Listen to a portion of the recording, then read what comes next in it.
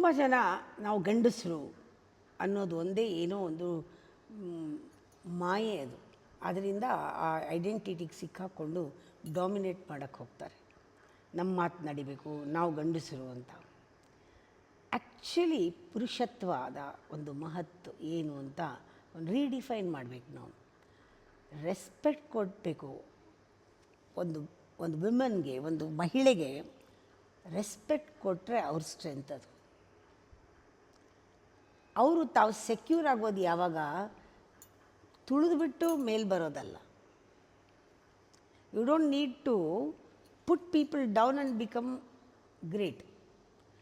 ನಾವು ರೆಸ್ಪೆಕ್ಟ್ ಕೊಟ್ಟು ಮೇಲೆ ಬರೋದಿದೆಯಲ್ಲ, ಅದರಲ್ಲೂ ಒಂದು ಹೆಂಗಸಿಗೆ ರೆಸ್ಪೆಕ್ಟ್ ಕೊಟ್ಟವನು ಮೇಲೆ ಬರ್ತಾನೆ. ಅದು ಪುರುಷತ್ವ ಅಂದರೆ. ಆವಾಗ ಅವನು ಸೆಕ್ಯೂರ್ ಆಗ್ತಾನೆ. ಅದನ್ನು ರೀಡಿಫೈನ್ ಮಾಡ್ಕೊಳ್ಬೇಕು ಅವನು. ಆ ಡೀಸೆಂಟಾಗಿ ಇರೋದು ಅಂದರೆ ಒಂದು ಹೆಂಗ್ಸ್ನ ಟ್ರೀಟ್ ಮಾಡೋದು ಯಾವ ರೀತಿ ಟ್ರೀಟ್ ಮಾಡ್ತಾನೆ, the way he treats them, that is his virtue, that is his masculinity, that is his good thing. ಆ ಥರ ನಾವು ಹೆಂಗಸರಿಗೆ ಮರ್ಯಾದೆ ಕೊಡೋದ್ರಿಂದ ನಾವು ಪುರುಷತ್ವ ಅನ್ನೋದು ಅದರಲ್ಲಿದೆ.